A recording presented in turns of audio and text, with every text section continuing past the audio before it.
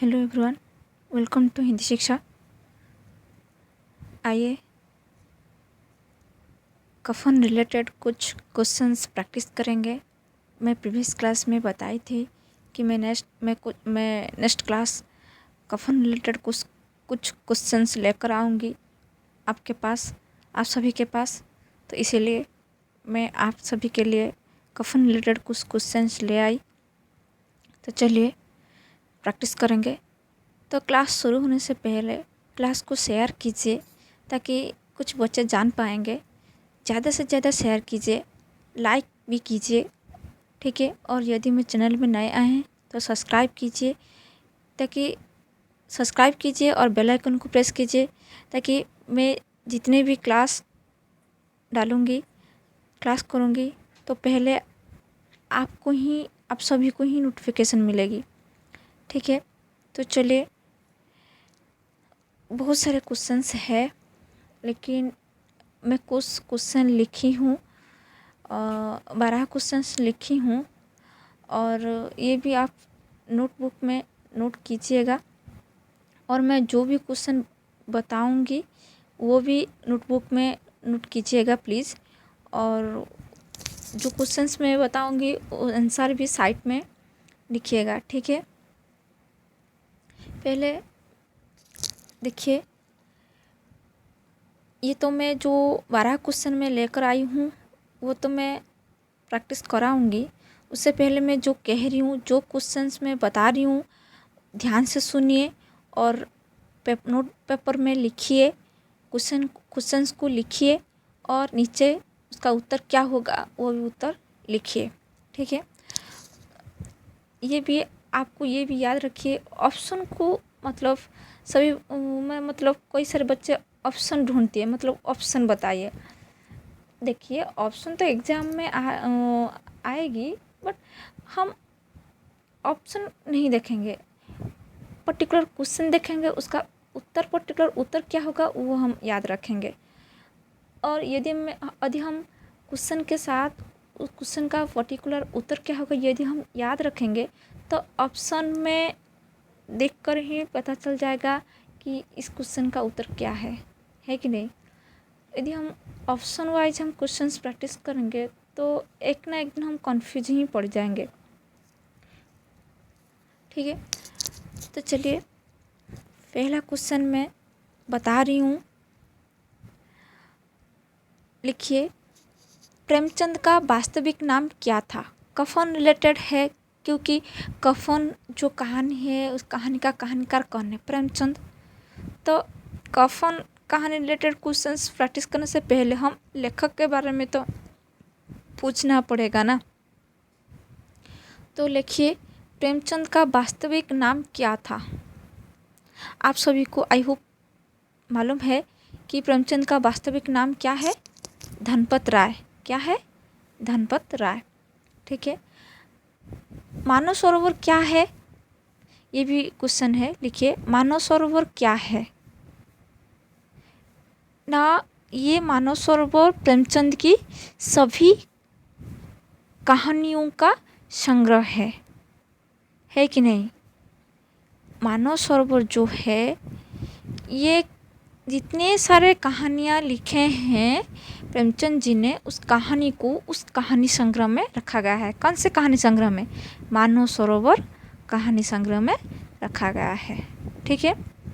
Next question लिखिए, प्रेमचंद के उपन्यास कौन कौन से हैं? मतलब प्रेमचंद के उपन्यास क्या है, मतलब उपन्यास का नाम बताइए। क्या है?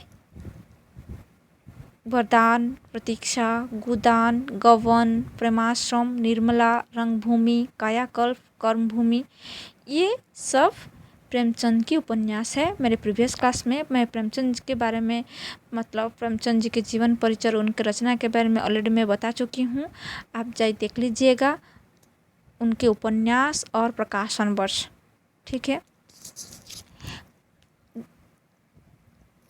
चौथा क्वेश्चन, कफन कहानी के कहानीकार कौन है? ये तो आप सभी को पता है, मैं ऑलरेडी बता चुकी हूँ। कफन कहानी के कहानीकार प्रेमचंद जी है, ठीक है। तो यहाँ पर भी देखिए, यहाँ पर वही क्वेश्चन है, देखिए क्या लिखा गया है, कफन कहानी के कहानीकार कौन है? जैनेंद्र, यशपाल, प्रेमचंद, मोहन राकेश। तो यदि हम डायरेक्ट क्वेश्चन से सीधे आंसर यदि हम याद रखेंगे तो ऑप्शन से देखकर हम जान पाएंगे कि इस क्वेश्चन का आंसर क्या होगा। तो कफन कहानी का कहानीकार कौन है? प्रेमचंद। तो यहाँ पर राइट आंसर क्या होगा? प्रेमचंद। ऑप्शन सी में है प्रेमचंद, है कि नहीं? ठीक है। नेक्स्ट क्वेश्चन लिखिए पेपर में, प्रेमचंद के किन्हीं दो कहानी का नाम बताइए। मतलब प्रेमचंद जी ने जितने सारे कहानियाँ लिखे हैं उनमें से कोई भी दो कहानियाँ बताइए, कि वो भी मतलब जितने कहानियाँ लिखे हैं वो भी नाम बता सकते हैं आप। तो मैं दो कहानियों का नाम बता रही हूँ। यदि क्वेश्चन आएगा कि प्रेमचंद के किन्हीं दो कहानियों का नाम बताइए, तो दो कहानियों का नाम मैं बता रही हूँ। एक है शतरंज के खिलाड़ी, दूसरा है बड़े घर की बेटी। तो और भी सारे कितने सारे कहानियाँ हैं। ठीक है। नेक्स्ट जाएंगे क्वेश्चंस, कफन रिलेटेड क्वेश्चंस। ये जितने सारे मैं क्वेश्चन बताए ये राइटर रिलेटेड मतलब लेखक कहानी का रिलेटेड क्वेश्चन गया। उसके बाद कफन कहानी रिलेटेड हम क्वेश्चन बताएंगे। ठीक है।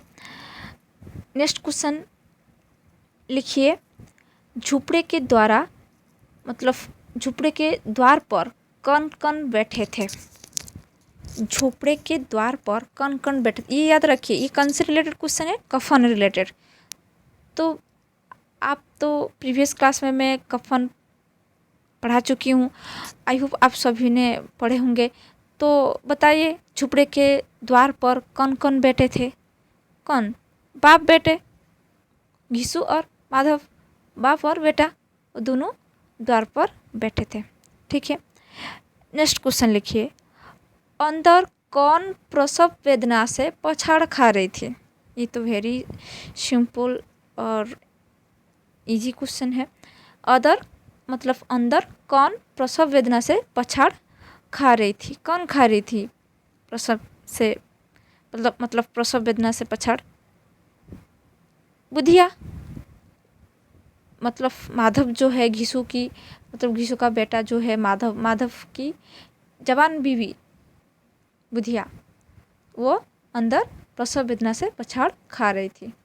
ठीक है। नेक्स्ट क्वेश्चन, मरना ही तो जल्दी मर क्यों नहीं जाती? तो ये जो वाक्य है, मरना है तो जल्दी मर क्यों नहीं जाती, ये किसकी उक्ति है? किसने कहा था कि मरना है तो जल्दी मर क्यों नहीं जाती? माधव ने कहा था ना। तो राइट आंसर क्या होगा? माधव। नेक्स्ट क्वेश्चन, बाप और बेटे को मजदूरी क्यों नहीं मिलती थी? बाप और बेटे को मजदूरी क्यों नहीं मिलती थी? क्योंकि वे दोनों क्या थे? कामचोर थे, आलसी थे, निलट्ठा थे, है कि नहीं? नेक्स्ट क्वेश्चन लिखिए, माधव का ब्याह कब हुआ था? हम तो पढ़ चुके हैं ना, माधव का ब्याह कब हुआ था? पिछले साल हुआ था। किताब में क्या लिखा हुआ था? पिछले साल। नेक्स्ट क्वेश्चन, माधव की बीवी शेर भर आटे का इंतजाम कैसे कर लेती थी? मैं धीरे धीरे क्वेश्चंस बोल रही हूँ, मतलब स्पीड में नहीं बोल रही हूँ, क्योंकि आप लिखना है ना। तो क्वेश्चन लिखिए, माधव की बीवी शेर भर आटे का इंतजाम कैसे कर लेती थी? कैसे? पिसाई करके या घास छीलकर, है कि नहीं? नेक्स्ट क्वेश्चन लिखिए, घीसू को ठाकुर की बारात क्यों याद आई? घीसू को ठाकुर की बारात क्यों याद आई? क्योंकि ठाकुर की दावत कैसे था? बहुत अच्छा था। ठाकुर की दावत अच्छा था, इसीलिए घीसू को ठाकुर की बारात याद आई। ठीक है। नेक्स्ट क्वेश्चन लिखिए, घीसू को घिसू पैसों के लिए किसके पास गया? घिसू पैसों के लिए किसके पास गया? किसके पास गए थे वो आप बेटे? जमींदार के पास गए थे ना, तो राइट आंसर क्या होगा? जमींदार। ठीक है, नेक्स्ट क्वेश्चन। नेक्स्ट क्वेश्चन देखिए, घिसू का बेटा कौन था? घिसू का बेटा कौन था? मंगल, माधव, मनोहर। क्या होगा यहाँ पर? घिसू का बेटा माधव था, है कि नहीं? घिसू का बेटा कौन था? माधव। नेक्स्ट क्वेश्चन,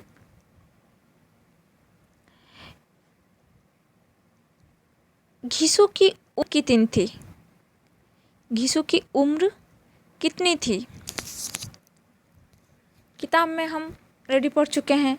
घिसू की उम्र कितनी थी? 60। कितनी? 60। राइट आंसर क्या होगा? 60। ठीक है, नेक्स्ट क्वेश्चन,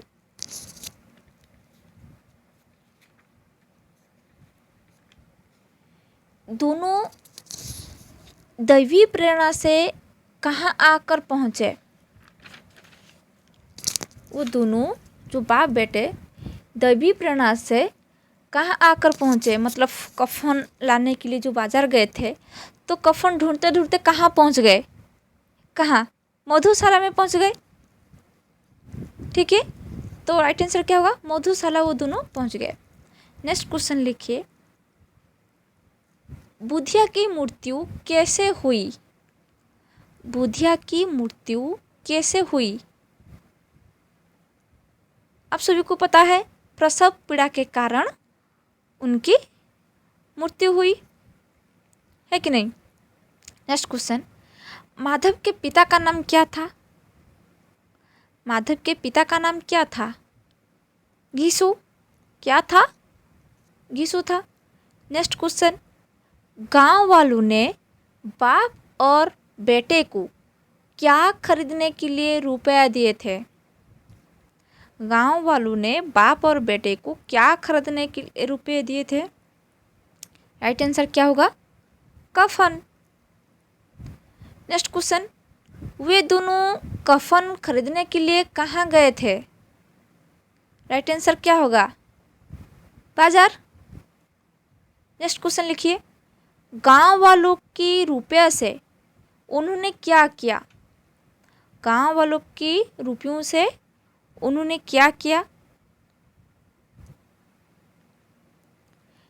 ना भर पेट खाना खाए और शराब भी पिए, है कि नहीं? नेक्स्ट क्वेश्चन लिखिए। नेक्स्ट क्वेश्चन, एक कोटेशन दिया गया है कि ये किसने कहा था? किसने किसके लिए कहा था? बड़ी अच्छी थी बेचारी, मरी तो खूब खिला पिला कर मरी। मतलब बड़ी अच्छी थी बेचारी, मरी तो खूब खिला पिला कर। ये किसने किसके लिए कहा है? तो ये माधव ने कहा है।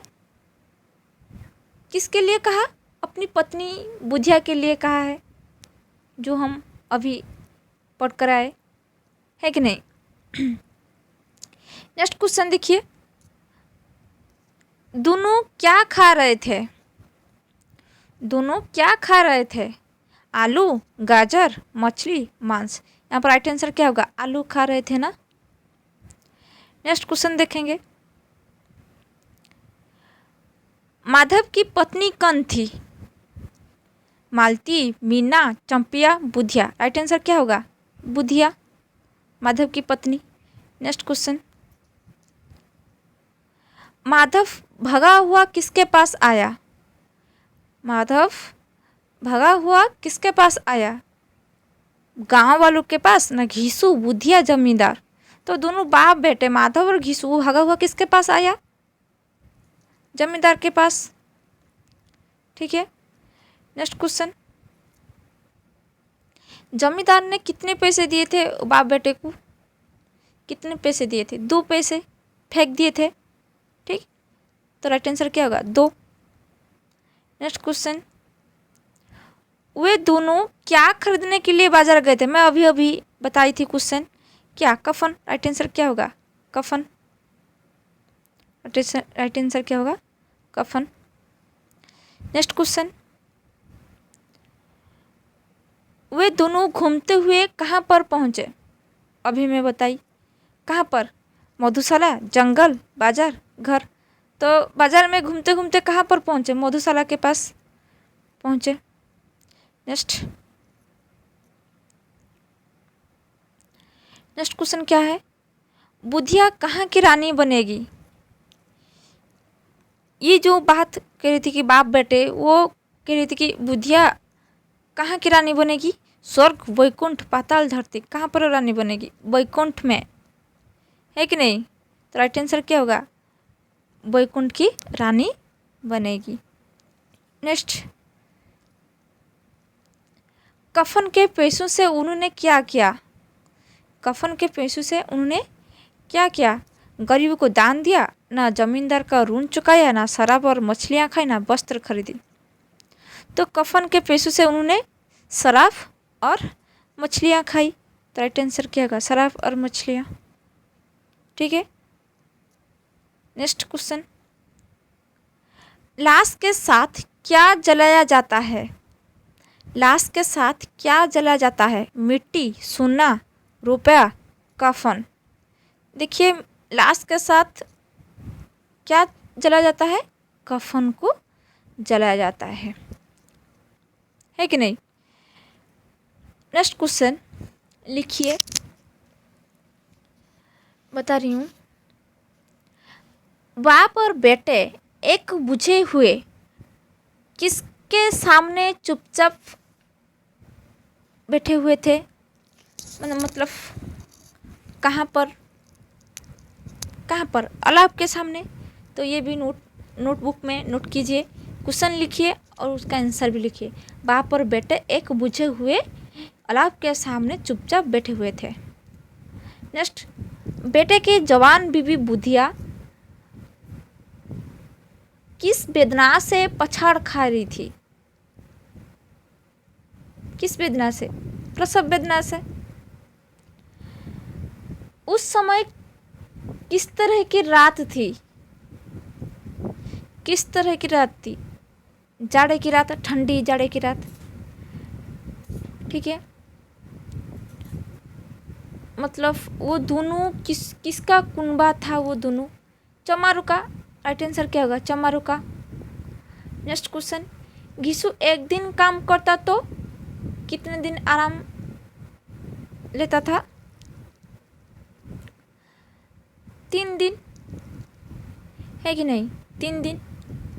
नेक्स्ट क्वेश्चन लिखिए, घर में मिट्टी के 2-4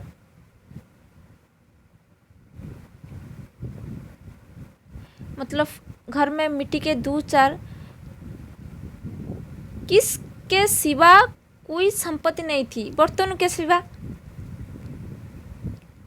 मतलब बर्तनों के सिवा। नेक्स्ट,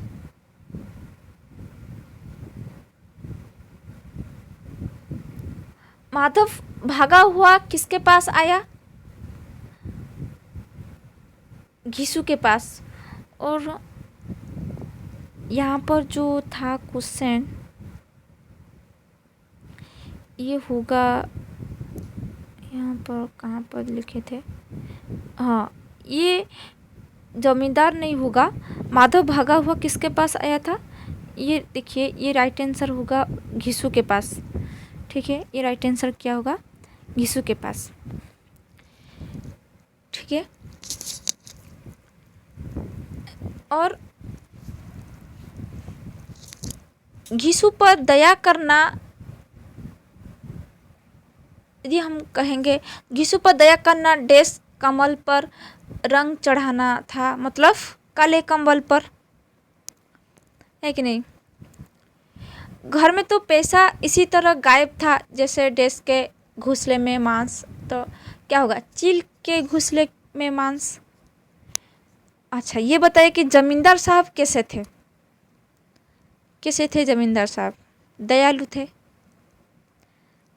है कि नहीं? इसलिए तो उन्होंने 2 रुपये दिए थे ना। नेक्स्ट क्वेश्चन लिखिए,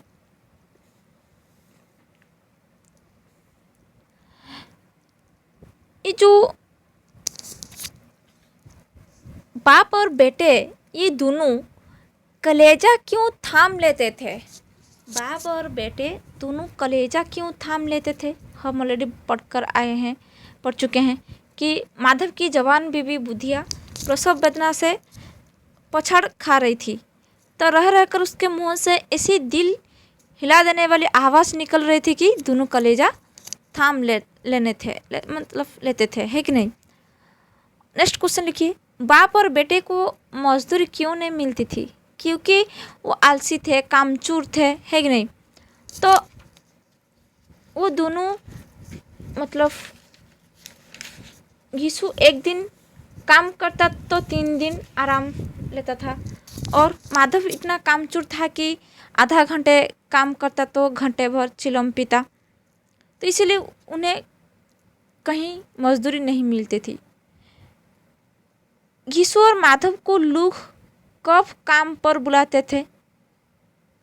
क्योंकि किसानों का गांव था और मेहनती आदमी के मेहनती आदमी के लिए 50 काम थे, तो मगर इन दोनों को लोग उसी वक्त बुलाते थे जब 2 आदमियों से एक का काम पाकर भी संतुष्ट कर लेने के सिवा और कोई चारा न होता था। उस समय वो दोनों को बुलाते थे। यीशु और माधव दोनों बुधिया के पास क्यों नहीं जाते थे? यीशु और माधव दोनों बुधिया के पास क्यों नहीं जाते थे? क्योंकि यीशु और माधव दोनों को आलू का लालच जाने नहीं देता था। माधव को भय था कि वो झुपड़ी में गया तो यीशु आलू का बड़ा भाग खा देगा, और यीशु को भी माधव से ऐसी ही आशंका थी कि इसलिए दोनों बुधिया के पास नहीं जाते थे। ठीक है, नेक्स्ट क्वेश्चन लिखिए, कोई काम पर बुलाता तो वो दोनों दूनी मजदूरी क्यों मांगते थे? 2 गुना मजदूरी मांगते थे। क्यों? क्योंकि माधव की स्त्री पिसाई कर और घास छील कर एक शेर भर आटे का प्रबंध कर लेती थी, और उन निकोमों का पेट भरती रहती थी। यीशु और माधव उन दोनों अकड़ने लगे थे, इसीलिए कोई उन्हें काम पर नहीं बुलाता था, तो वो दोनों मजदूरी मांगते थे। नेक्स्ट क्वेश्चन जो है, कफन के पेशे को उन दोनों ने क्या किया? मैं ऑलरेडी बता चुकी हूँ कि बाप बेटे बाजार में पहुँचे और उस दुकान पर घूमते रहे। अंत में क्या हुआ? मधुशाला में जा पहुँचे। यीशु ने शराब की एक बोतल ली, कुछ चिरूना और तली हुई मछलियाँ भी खाई। इसी तरह दोनों ने कफन के पैसे खर्च कर दिए। नेक्स्ट जो है क्वेश्चन लिखिए, उनको सबके अंतिम संस्कार की चिंता क्यों नहीं रहती? उनको सबका मतलब डेड बॉडी जो है, उनको सबके अंतिम संस्कार की चिंता क्यों नहीं रहती? क्योंकि यीशु कहता है कि कहने देंगे कि रुपए कमर खिसक गए, बहुत ढूंढा मिला नहीं। लोगों को विश्वास तो न आएगा, लेकिन फिर वो रुपए देंगे, इसीलिए उन्हें सबके अंतिम संस्कार की चिंता नहीं थी। नेक्स्ट क्वेश्चन, जो लास्ट क्वेश्चन है, माधव के रोने पर यीशु क्या कहकर उसे समझाता था? माधव के रोने पर यीशु क्या कहकर उसे समझाया? माधव के रोने पर यीशु समझा कि क्यों रोता है बेटा, खुश हो कि वो माया जाल से मुक्त हो गई, जंजाल से छूट गई, बड़ी भाग्यवान थी जो इतनी जल्द माया मोह के बंधन तोड़ दिए। तो ये कहकर यीशु ने माधव को समझाया था। ठीक है, तो कैसे लगा क्वेश्चन? उसी तरह और भी आप भी यदि कफन पढ़ चुके हैं तो आप भी क्वेश्चन ढूंढ पाएंगे कि इससे क्या क्वेश्चन बनेगा। तो पढ़िए, क्वेश्चन बनाइए प्रैक्टिस भी कीजिए। तो क्लास कैसे लगा कमेंट बॉक्स में कमेंट कीजिए, लाइक भी कीजिए, ज़्यादा से ज़्यादा शेयर कीजिए, और यदि मेरे चैनल में नए आए हैं तो सब्सक्राइब कीजिए और बेल आइकन को प्रेस कीजिए ताकि मेरी सारी क्लास आप सभी को नोटिफिकेशन मिल जाएगी। ठीक है, तो नेक्स्ट क्लास हम मिलेंगे। तो thank you very much for watching this video.